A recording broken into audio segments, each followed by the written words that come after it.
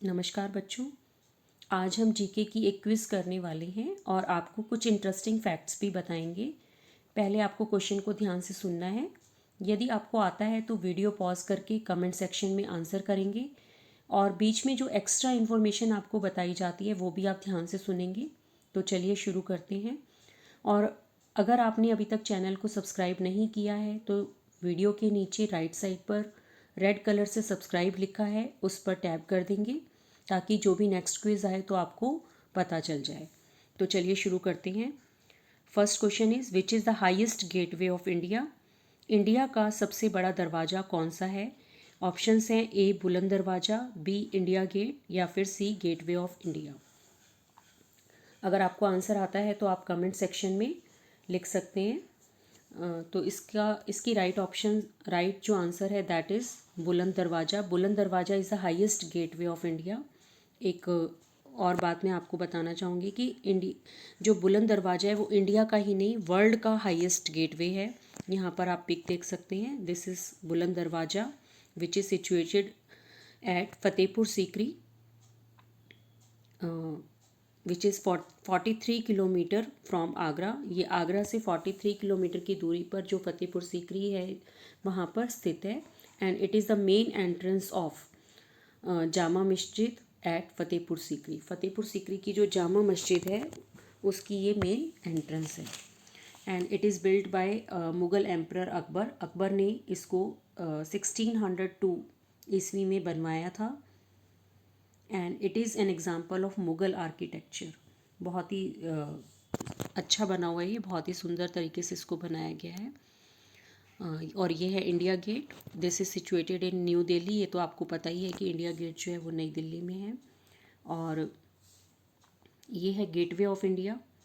ये आपके लिए क्वेश्चन है कि गेटवे ऑफ इंडिया कहाँ पर है, ये आपको पता लगाना है। Second question, where is Golconda fort located in India. Golconda fort कहाँ पर है? ऑप्शंस हैं राजस्थान, हैदराबाद या फिर झांसी। यदि आपको आंसर आता है तो आप वीडियो पॉज करके आंसर कमेंट सेक्शन में लिख सकते हैं। इसका राइट आंसर है हैदराबाद। गोलकोंडा फोर्ट लोकेटेड इन हैदराबाद। हैदराबाद में है ये।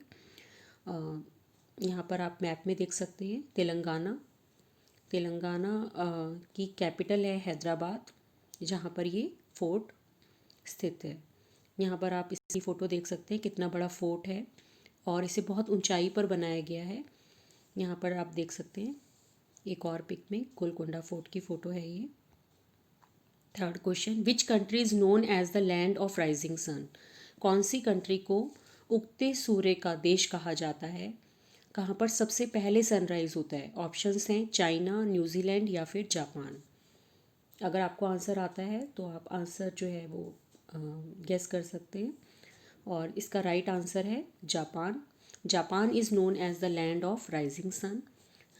यहाँ पर मैप में देख सकते हैं Japan being the eastern most country in the world and it has the earliest sunrise. यहाँ पर आप देख सकते हैं जो आप जैसे कि आपको डायरेक्शंस तो पता होगा कि ये जो ईस्ट डायरेक्शन में है और जो सन है वो भी ईस्ट से राइज होता है। और यहाँ पर ईस्टर्न मोस्ट मतलब जो वर्ल्ड में सबसे ज़्यादा ईस्ट की तरफ जो कंट्री है वो जापान है, इसलिए जापान में जो है सबसे पहले सनराइज़ होता है।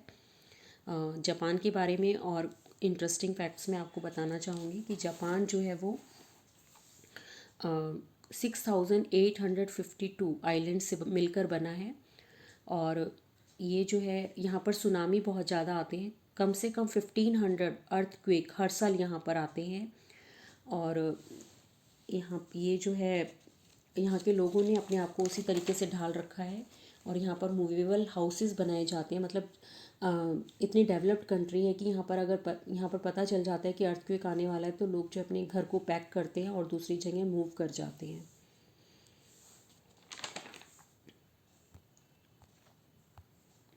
फोर्थ क्वेश्चन है, who is the first Indian women to win an Olympic medal. Olympic games में मेडल जीतने वाली फर्स्ट इंडियन वुमेन कौन थी? तो ऑप्शंस हैं कर्णम मल्लेश्वरी, मैरी कॉम या फिर गीता फोगाट। तो इसका राइट आंसर है कर्णम मल्लेश्वरी, जो कि एक वेट लिफ्टर है। यहाँ पर आप इनकी फ़ोटो भी देख सकते हैं, कर्णम मल्लेश्वरी। वेट लिफ्टिंग करते हुए। ये जो सिंबल है ये ओलंपिक गेम्स का सिंबल है। और जो कर्णम मल्लेश्वरी जो थी वो इंडिया की फ़र्स्ट वुमेन है जिन्होंने कि ओलंपिक मेडल जीता था। सेकंड जो ऑप्शन है मैरी कॉम जो है वो इंडिया की फ़ेमस बॉक्सर हैं। और गीता फोगाट, इसके बारे में आपको पता करना है कि ये कौन सी गेम से रिलेटेड है। गीता फोगाट कौन सी गेम से रिलेटेड है ये आपको बताना है। Fifth question, who is known as the rocket man of India.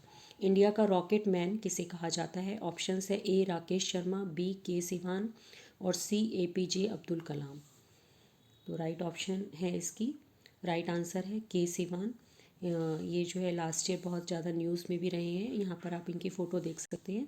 इनको जो है रॉकेट मैन ऑफ इंडिया कहा जाता है। और जो के सिवान हैं ये इसरो के करंट सेक्रेटरी हैं और एक्स ऑफिशियो चेयरमैन भी रह चुके हैं।